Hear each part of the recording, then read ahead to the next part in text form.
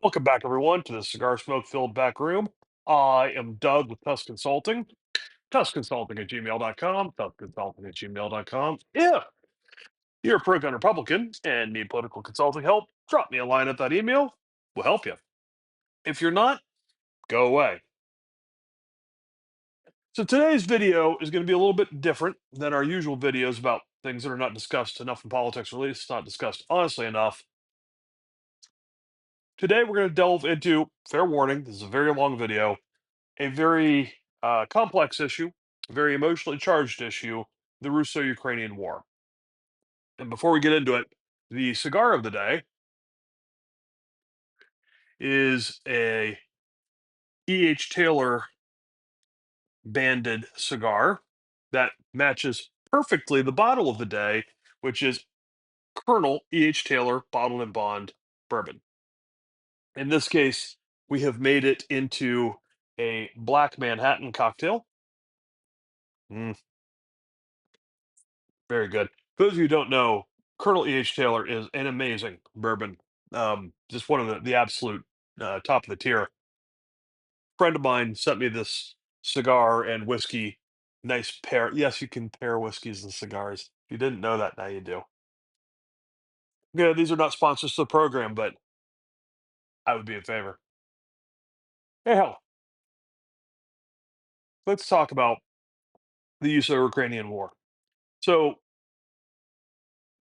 as I said, this is going to be a long video, for which I apologize. If you were looking for a quick 8 to 15-minute video, this is probably not going to be it. So brace yourself, make a nice drink.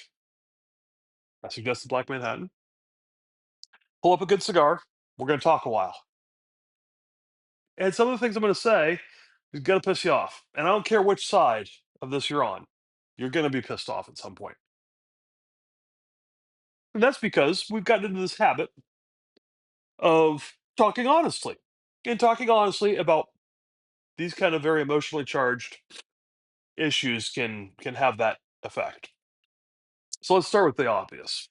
Uh, Eastern Europe's a bloody mess, and it has been for a really long time. Okay, um, and there's just nothing for it. A lot of the stuff that gets said by both sides is at best described as propaganda. At worst, it's pretext to nefarious things, and that sucks because that hurts the ability to honestly assess the situation. So, speaking of honestly assessing the situation, look, this war has been going on for more than 3 years now. But if you're thinking that's a long time, brace yourselves because the history of, I mean, between Muscovy and Kiev has been much longer than 3 plus years. Okay. In fact, you really can't understand this conflict without a lot of historical context.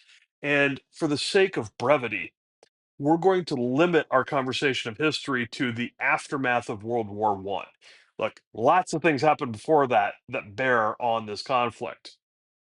We're just not going to mess with it. We're going to start at the tail end of World War One and move forward. And even that will be, frankly, insufficient. But we have constraints to this format, so let's just do it. So, the end of World War One. Towards the end of World War One, Russia withdrew from the war when the Tsarist regime was collapsing. That had a lot of implications. The czars, of course, were by definition imperial. They had imperialist tendencies. It was an empire. The czar was an emperor or an empress, depending on what we were talking about. They had expansionism on their mind, as empires tend to. So when Russia withdrew from World War One, as the czarist regime collapsed, you might think, hey, great, no more gobbling up neighbors and oppressing other ethnicities. And you'd be wrong. Because frankly, the result of the Bolshevik communist revolution that came was kind of hard to distinguish from the before, at least if you were a neighbor of Russia. Okay. In fact, in 1918, the because at this point Russia had descended into a chaotic and awful civil war, and there was a coalition of nations that were very concerned about the communists taking control of a major power like Russia. France actually led a coalition of nations to intervene in southern Ukraine and Crimea because they were concerned about the communists taking over. In case you thought that, 4 years of the Western Front was enough to dissuade the French from, playing imperialism, well, you'd be wrong again. Or at least in this case, trying to make sure that people they didn't like didn't come to power. Not that it helped. The French-led coalition didn't do a very good job of helping the anti-communist forces. Yeah, frankly, the anti-communist forces didn't really help themselves all that much either. So that didn't go anywhere. And look, at the end of the day, World War One ended. A lot of the European map got redrawn, and perhaps not very well, because it ultimately seeded, at least in part, seeded the conflict that came that we now know as World War Two. So, meanwhile, Russia's having their civil war, and at the end of it, took a couple years, bloody, nasty, awful. Ukraine became one of the Soviet socialist republics in the USSR. It was one of the originals. And at this point, they're under Moscow's thumb again, just like with the czars. So, again, you would think that when you get rid of your emperor and you stop calling yourself an empire, that there are no more imperialist tendencies. And you'd be wrong. The Soviet Union was every bit the evil empire that Ronald Reagan said it was, and he was right. And it was even in the, you know, shortly after World War One time frame. Ironically, at this point, Crimea, the Crimean Peninsula, which includes the port of Sevastopol on the Black Sea, which is a very important warm water port for Russia, Crimea was not technically a part of the Ukrainian Soviet Socialist Republic. It was part of the Russian Federation, or it was an autonomous region governed by Russia. It was not part of the Ukrainian Soviet Socialist Republic. And saying that will piss off some people that are big time Ukrainian supporters, and I don't care. It's the truth. And we deal in truths here, comfortable or not. But alas, things were to get worse. In the 1930s, something happened that you need to understand. And if you don't understand it, frankly, you do not deserve to have an opinion on the Russo Ukrainian War. And I'm going to put it up on my clipboard. And if this is the first time you've seen it, understand that this is a failure of education, that you are unaware of it. And the thing that happened in the 1930s is the Holodomor. And if you don't know about it, you need to find out about it because this is a genocide, a straight up class one, grade A genocide. Millions died of starvation. And I want to let that sink in for a minute. Ukraine has long been known as the breadbasket of at least Eastern Europe. Usually, typically, people think of it as being the breadbasket of the entirety of Europe. Its agricultural output, its agricultural capacity is stupendous. It has very fertile land. It has people that know how to work that land. Its capacity to produce food is amazing. And yet there's a famine there in the 30s. That famine, let's be honest, if you wanted to be very charitable, you would say it was the ineptitude of the regime in Moscow in managing the agricultural output of Ukraine. That would be if you really, really, really were a fan of Joseph Stalin, and I can't imagine how you would be.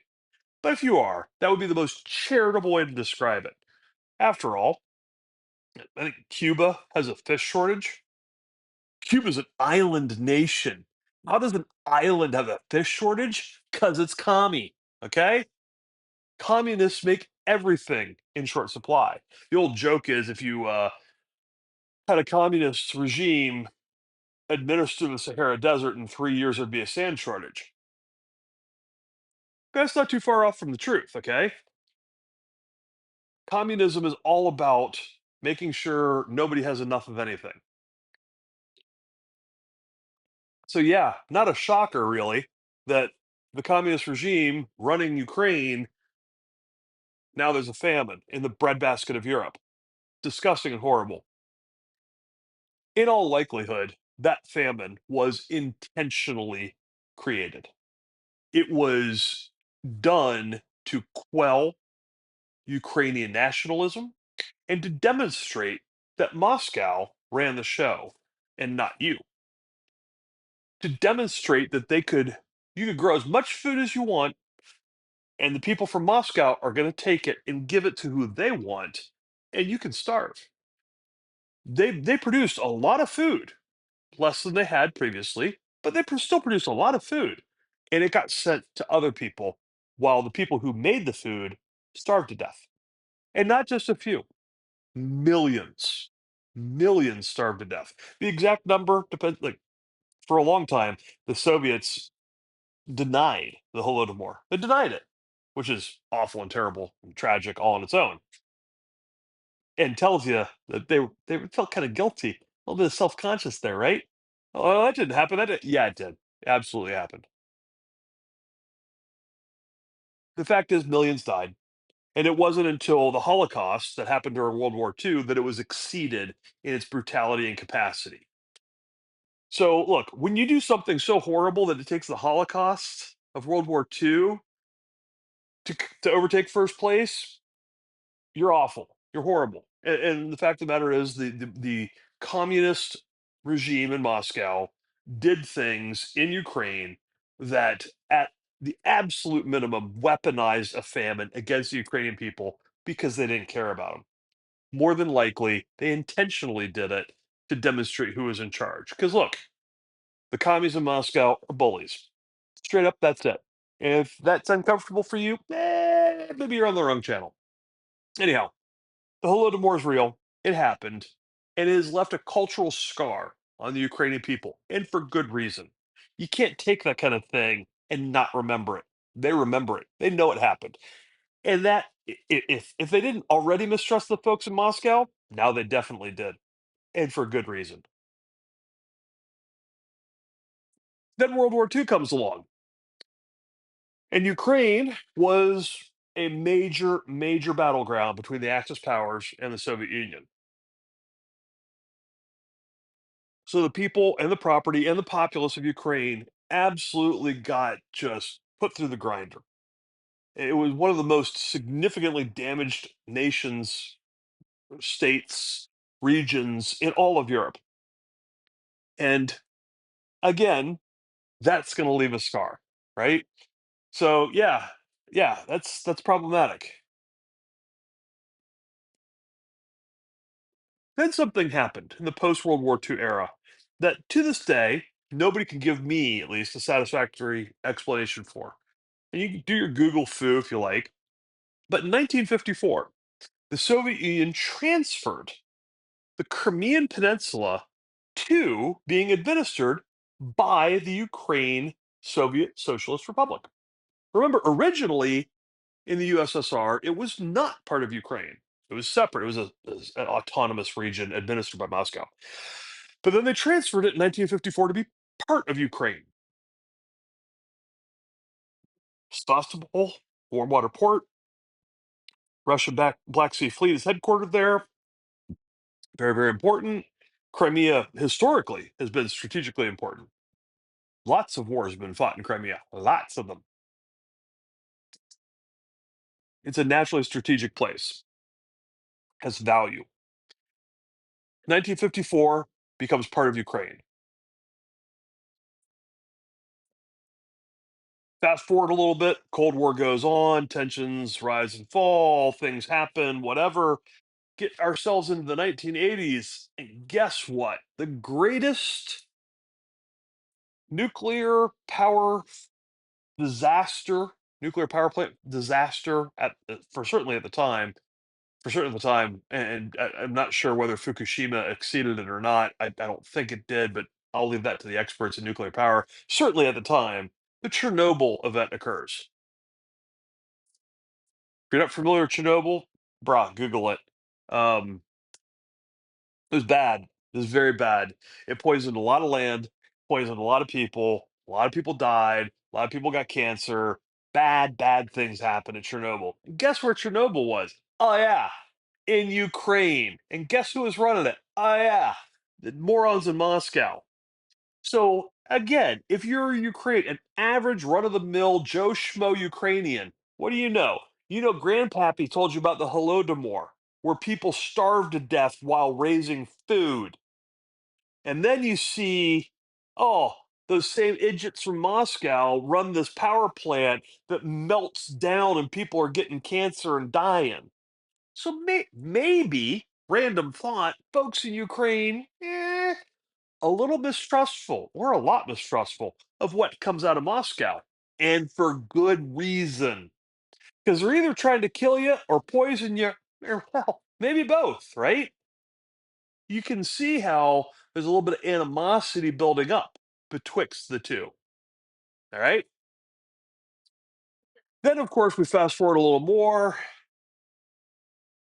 Berlin Wall comes down, the Soviet Union collapses, the Iron Curtain falls, yada yada. Hooray for the Britons, peace in our time.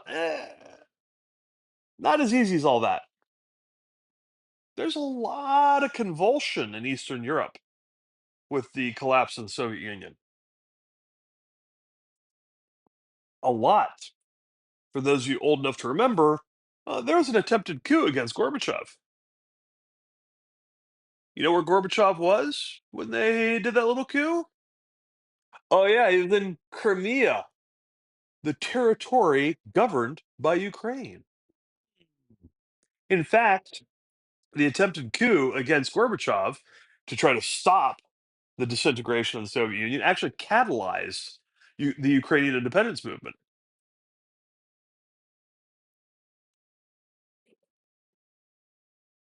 So, Ukraine becomes an independent country and instantly is the third largest nuclear power on the planet. US, Russia, and then Ukraine is number three because there were a lot of nuclear weapons based in Ukraine. Now, some might say, yeah, Ukraine had the nukes, but Moscow had the software that could actually activate them. Let me ask you a question. Would you rather the nukes or the software? Software is a heck of a lot easier to replicate, generate, hack. Nukes are hard to make, relatively. Ukraine had physical possession of the third largest nuclear arsenal on the planet.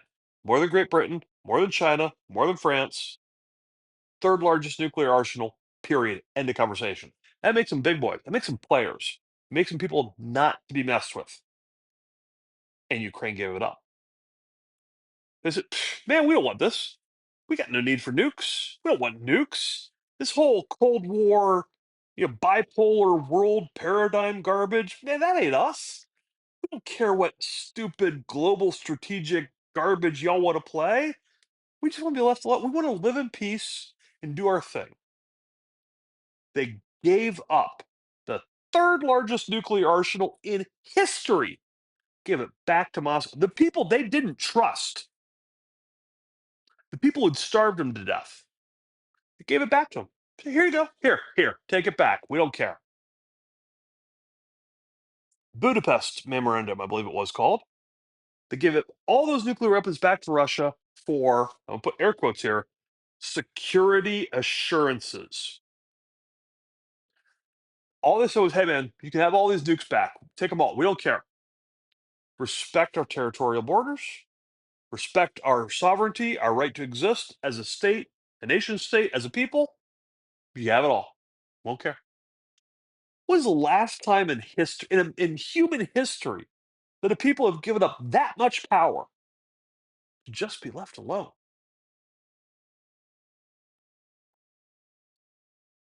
You'd think that'd be enough. You'd think the folks in Moscow, be, oh man, look at all these nukes we got back. Oh, this is great, right? You'd think they'd honor that.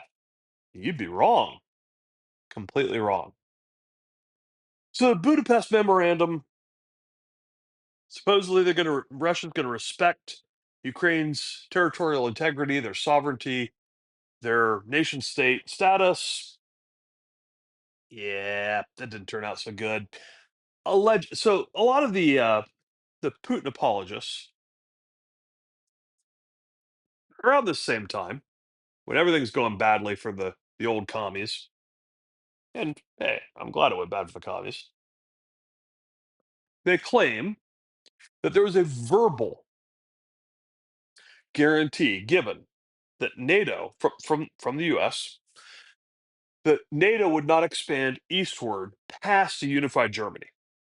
So there was West Germany, East Germany, Berlin Wall comes down, Warsaw Pact implodes, Russia or the Soviet Union disintegrates. It looks like East and West Germany, one people, two countries, are gonna reunify. And the Soviets are like, hey man, I get it. East and West Germany, they're going to come back together. And they basically said, look, we don't care if the unified Germany is part of NATO. That's fine, provided that NATO doesn't expand any further eastward than a unified Germany. Now, that sounds reasonable, right? But hang on a second. Let's talk about why they made that offer, if they even did, and why they received that promise, if they even did. Because here's the thing, all that is allegedly verbal. No written agreement includes any promise of not NATO not expanding eastward past a unified Germany. None. You can't find it. There's no written agreement that says it. There's no treaty. Even if there was a written agreement, there was no treaty ratified by any nation state that says this. If this is the concern, if this is what Moscow's all bent out of shape about, oh, we're concerned about NATO coming eastward. Okay, where's the treaty? Where's the treaty ratified by the US Senate?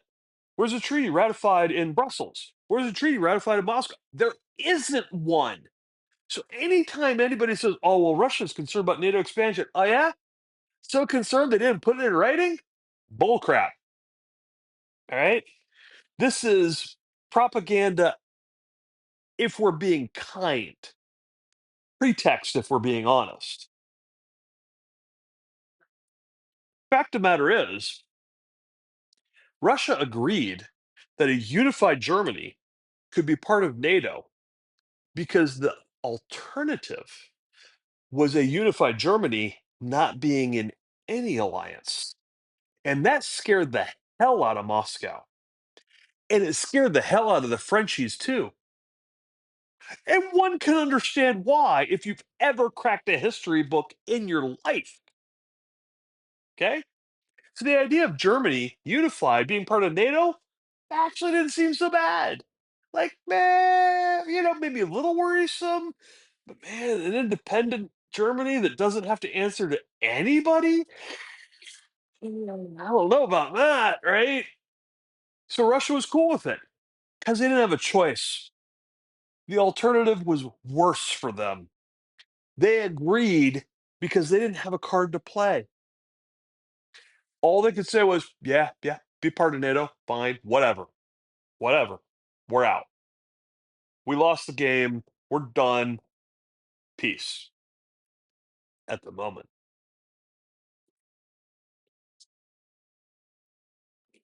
Then the nation state of Ukraine has a series of different administrations. I'm not going to go through itemizing each individual leader. That's beyond the scope of this. But some of them are friendly to Moscow, and some of them not so friendly to Moscow. And this is where things get surly. See, what Moscow wanted in Kiev was a puppet state. They wanted an administration that they could control. Some of the administrations were willing puppets of Moscow, and some of them were not. And frankly, when they didn't get their way, they resorted to dastardly tactics, including poisoning opposition candidates and actually rigging votes that international election observers called out. It was so bad, the Ukrainian Supreme Court overturned an election because the vote fraud was that blatantly obvious. Okay? So Moscow wasn't giving up dickering in Ukraine. They were absolutely messing around. They were manipulating the crap out of it every chance they got. Okay? So again, if you're a Ukrainian Joe Schmo average guy and you hear Grandpappy talk about the Holodomor and you hear Dad talking about Chernobyl, which you all know about the Chernobyl exclusion zone because you can't go there or you'll get cancer at best or die at worst. And then you find out Russia's poisoning opposition candidates and messing with the vote. Again, maybe you're starting to think the guys in Moscow ain't got your best interests in mind, right? Legit. Then we come to 2014. So in 2014, and look, I get it. Ukraine's a big country and it is ethnically diverse. There are people that speak different languages. There are people that have different religions. Is what it is. America, no different. Big country, ethnically diverse, religiously diverse. Hey, I get it. But for Russia, that is an excuse to be exploited. In 2014, I'm going to use air quotes again, separatists in the eastern part of Ukraine decided to start some stuff, start fighting against the administration of the Ukrainian state. And magically, I just Russian troops were just helping them. This is the strangest thing, right? Who saw that coming?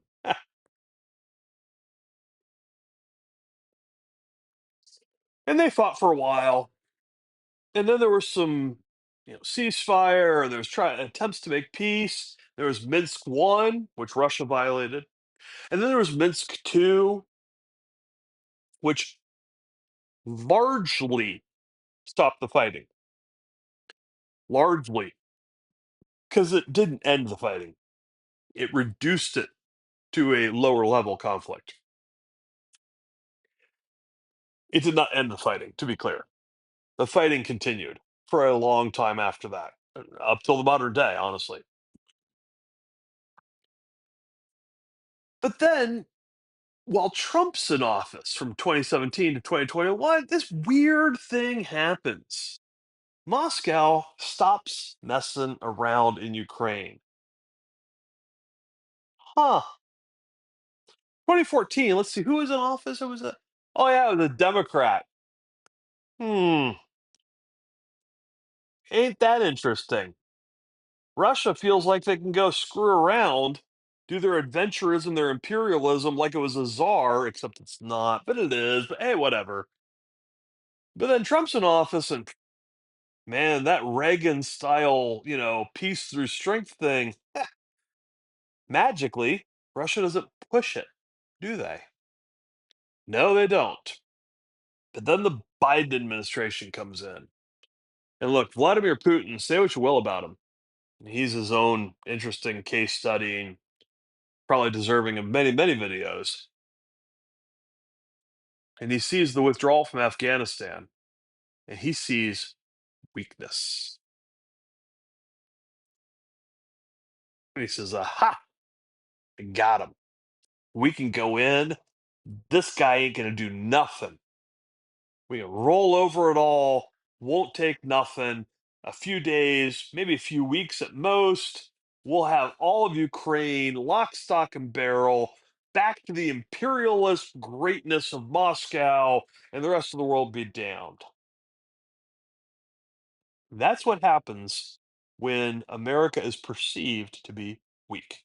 As Ronald Reagan said a very long time ago, none of the wars in his lifetime happened because America was too strong. When America is perceived to be weak, bullies exert pressure. They go out and do dumb stuff, and everyone suffers.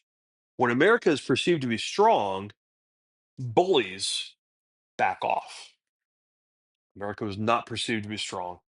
And so in 2021, what was 2020? Oh, yeah, the first year of the Biden administration, massive military buildup occurs on the Russian border with Ukraine. And everybody knows it. People say it. It's talked about. And they say, oh, it's exercises and blah, blah, blah, garbage, garbage, garbage, a lot of crap. And then in February 2022, guess what? Russia invades in force into Ukraine, and all the horrors of war result. People being displaced, ethnic cleansing, children being taken away, the whole civilian centers being hit. Every nightmare you can imagine is visited upon Ukraine. It is awful. It is terrible. It is tragic. So that brings us up to where we are basically now. So, what does the rest of the world, especially Europe, currently seem to want from the Ukrainian war, the Russo-Ukrainian War?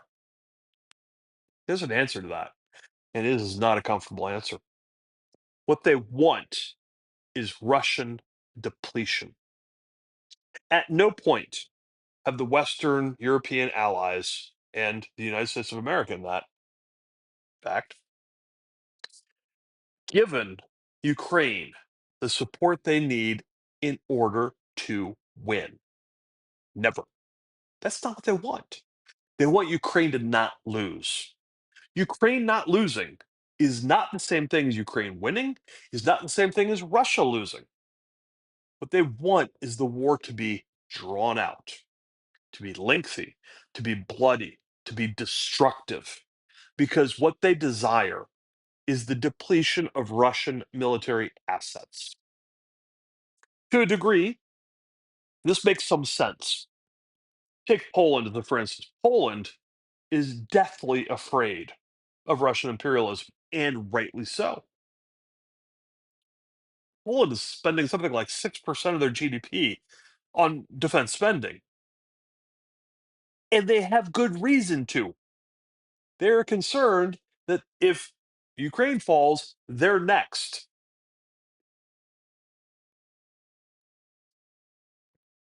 So they're spending like their lives depend on it, because they do. All right. The Western European powers and the Biden administration in particular only wanted the war to continue as long as Russia was losing manpower and materiel. You have to understand, the Soviet Union stockpiled military equipment like it was going out of style, and Russia continued it after the fall of the Soviet Union. They had tanks from the 1960s still in stockpile, that just in case they needed them. What the Western European powers want from this war is for Russia to expend all those military munitions, all that military hardware, all that manpower capacity that Russia has, which is significant.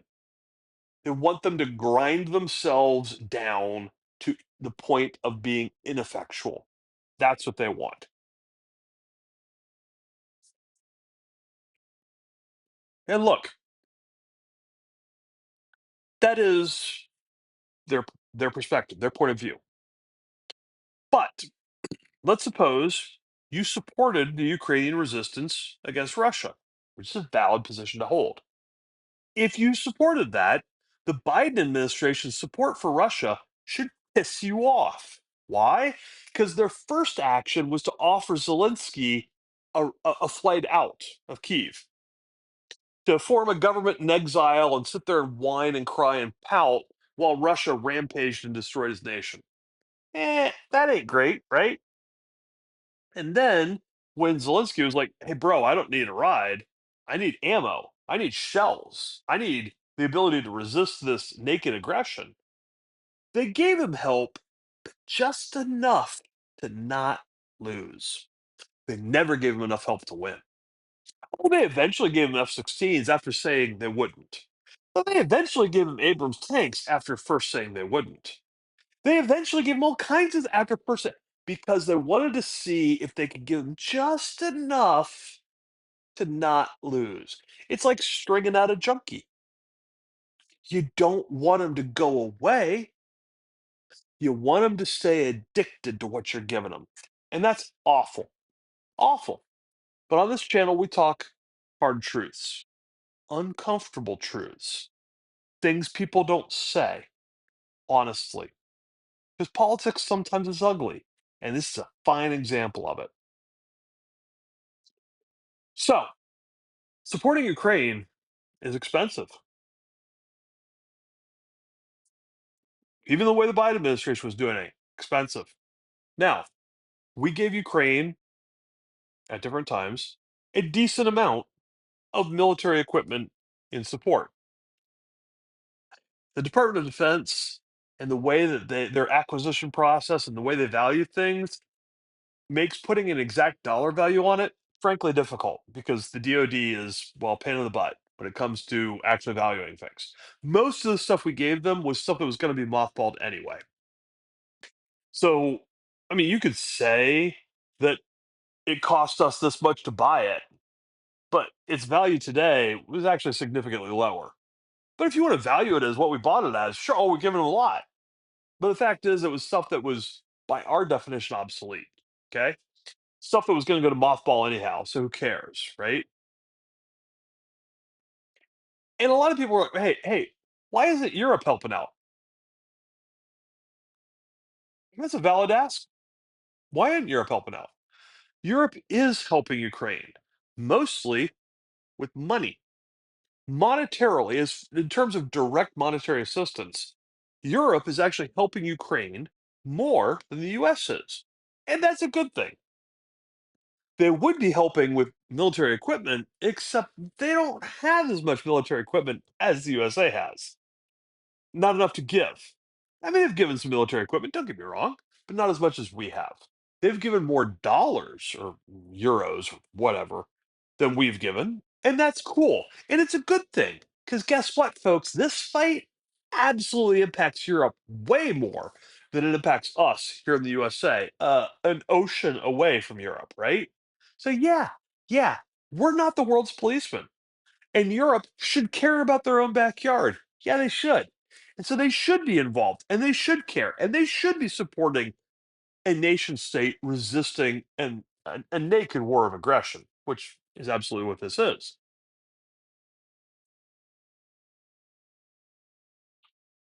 The one thing I will say that is a positive from this,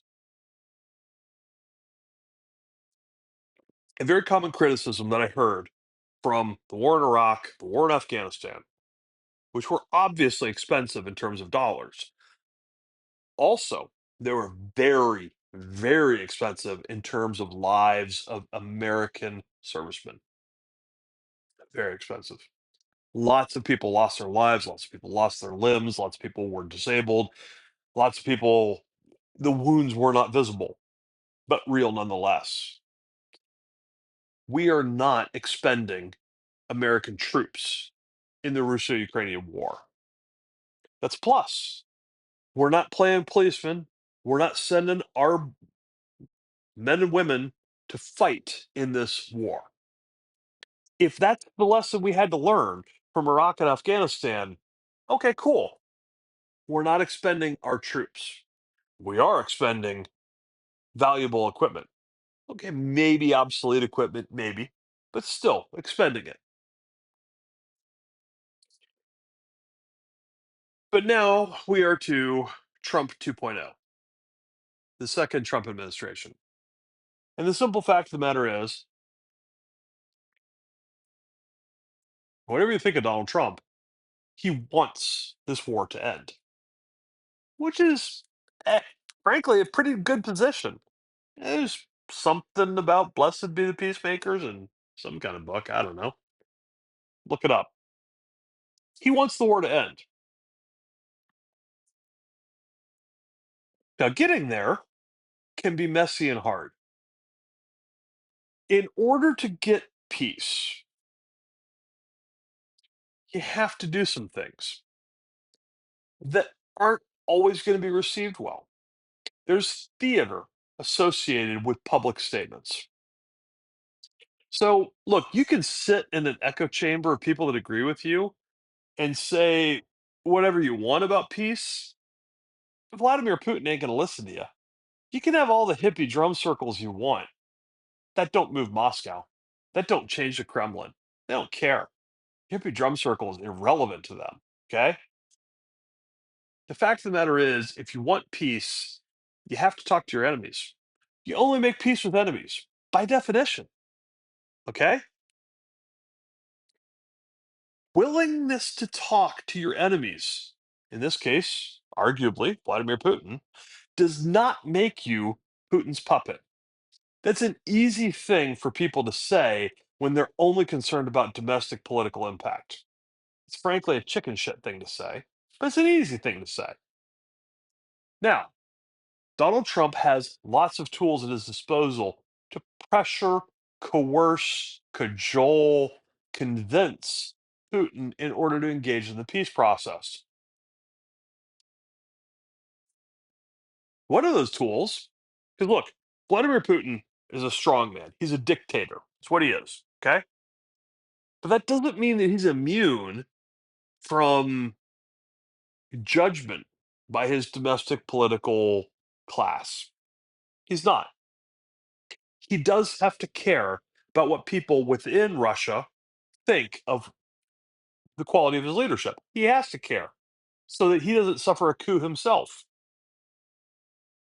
A way for him to be seen talking to Trump and not look weak is if Trump is seen to be quibbling with Zelensky. Hey, that happened recently? Oh, yeah, it did, didn't it? Huh, weird.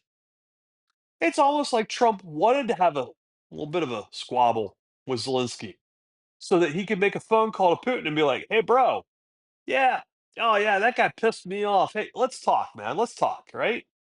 It's theater. There are economic tools at Trump's disposal. Yeah. I know there's all kinds of sanctions against Russia, blah, blah, blah, blah. Okay, sanctions. Fine.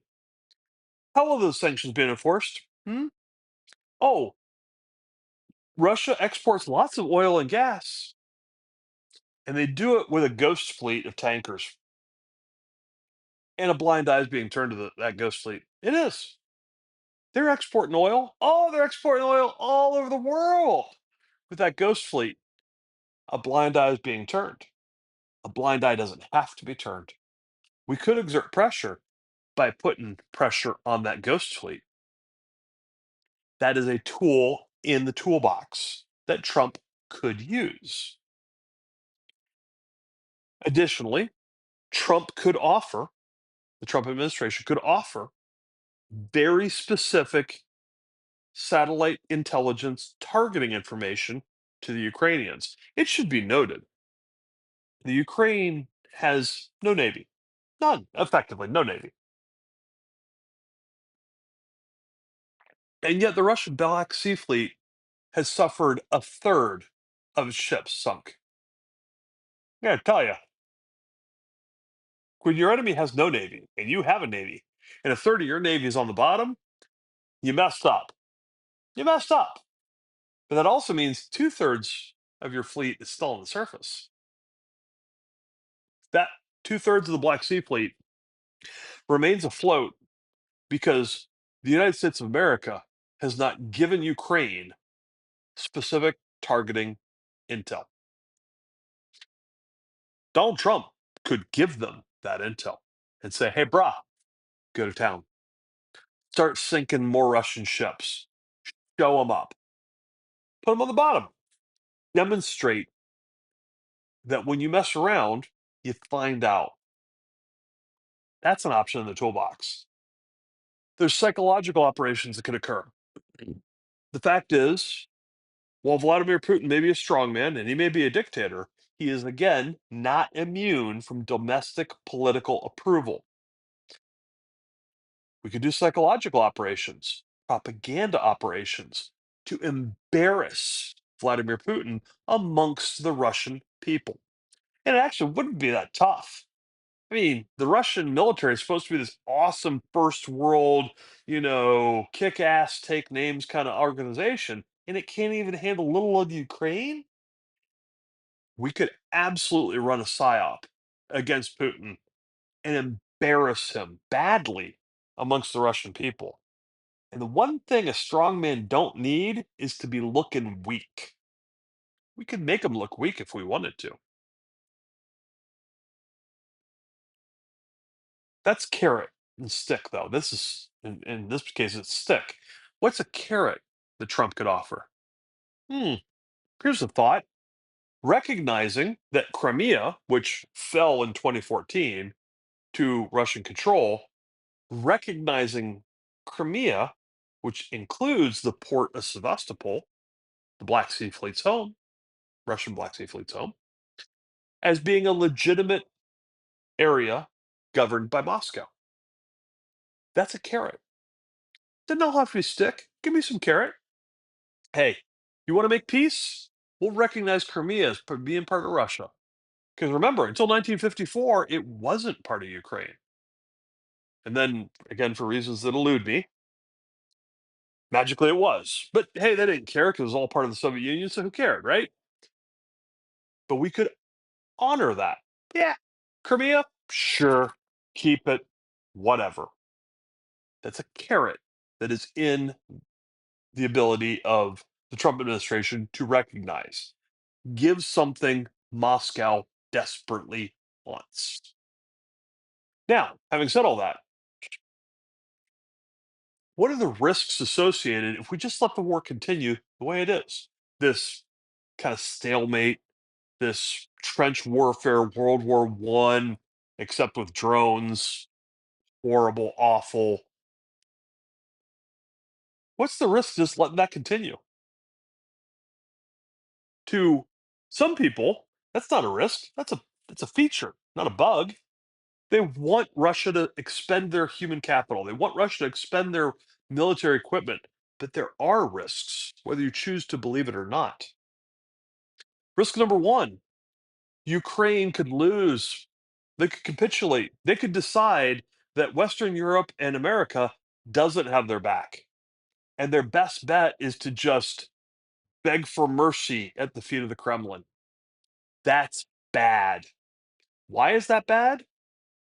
Because then Russia gains control of the resources and manpower of Ukraine, which are huge. They have industrial output, they have agricultural output in spades, they have manpower, they have territory, all of which are beneficial to an imperialist Russia, which Putin definitely embodies. That's not a good thing. If you don't want Poland to think that their lives depend on having to fight Russia, Ukraine falling is very, very, very bad. Not a good thing. That's a risk of letting the war continue the way it is. That's risk number one. Risk number two, a stalemate can lead to escalation. An escalation, one of the combatants has a lot of nuclear weapons, namely Russia. They start popping off nukes. What are the odds we start popping off nukes that then result, or not just we, Western Europe could start popping off nukes, and then we could get drawn into it, and we could end up in a whole World War III style whatever. That ain't good.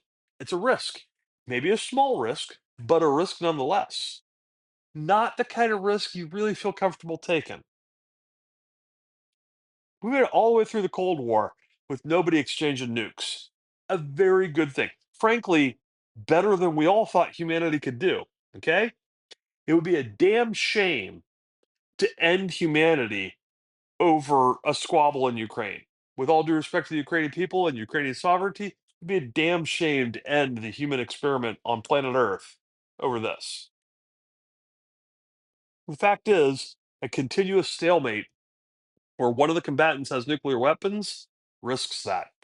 You may not choose to believe that. You may not want to believe that, but that is a risk. And look, let's be more honest. Vladimir Putin is not young. What his exact health status is, nobody will ever admit to. It's a closely guarded state secret, blah, blah, blah, blah, blah. He's not a young man. Unless you think, wow, geez, Doug, whoever comes after Putin's got to be better than him. Your inability to imagine that his successor could be worse is not reality. His successor, whoever it could be, I mean, he could wake up tomorrow and have a stroke, have a heart attack, whatever. His successor can be worse than him. And fact is, we don't know who his successor would be. Here in America, we have a clear line of succession. The president dies, you have the vice president. If both president and vice president dies, the Speaker of the House, and then the president pro tem of the Senate, and then the Secretary of State. And so we have it all very clearly defined. It's easy to follow. It is not that way in Russia. It's a strongman system. It's a dictator system. It's whoever can gather up the support of the various and sundry belligerents, and like it's a kleptocracy, right?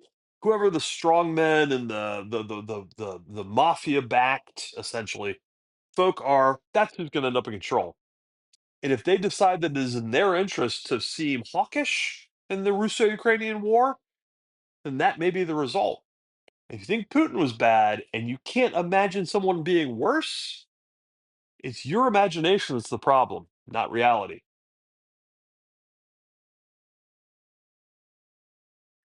And what additional possible outcome of this Russo-Ukrainian war continuing that you may have thought of is that Russia could disintegrate. And you may say, well, geez, Doug, that sounds great. These belligerent a-holes that are running roughshod over Ukraine, and they could just disintegrate. That sounds great. Dial it back a minute. First off, let's talk about why the Russian Federation could disintegrate. So most of the casualties being absorbed by the Russian Federation are not Russian. They're non-Russian ethnic minorities that represent most of the ground troops, the conscripts, the cannon fodder that Moscow sent into the front. In excess already of the casualties they suffered in the Afghan war, which arguably led, at least in no small part, to the collapse of the Soviet Union. It could be that those non-Russian ethnic minorities within the Russian Federation decide that they've fed up with what Moscow's doing and could rise up in rebellion, and the Russian Federation could disintegrate. And again, that may sound like a positive to you, but let's talk about what happens if the Russian Federation disintegrates. Russia has a bunch of nuclear weapons, both strategic and tactical nuclear weapons. Once in the last 40 years, Moscow has lost control. And by some miracle, those weapons and those scientists did not end up in the hands of religious zealots of whatever persuasion you care to name, bent on chaos. Almost blind luck. No guarantee it happens twice. The Russian Federation disintegrates.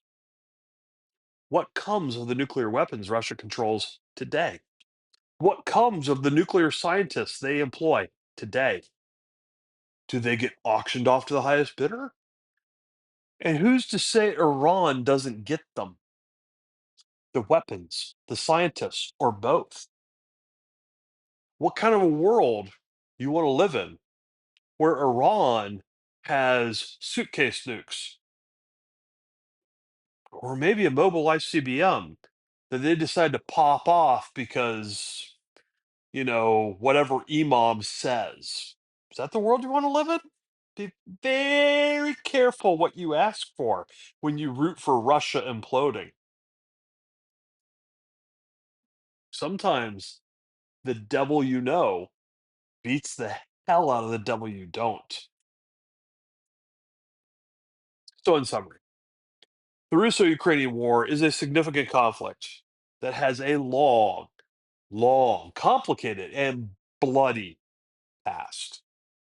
It defies simplistic analysis. Sure, Russia's in the wrong, but saying that they're the bad guys isn't going to make them stop. Your hippie drum circle, not relevant. If you want peace, you better get used to talking to the enemy. Again, I am Doug with Tusk Consulting. Tusk Consulting at gmail.com. Tusk Consulting at gmail.com. Thanks, everyone. See you next one.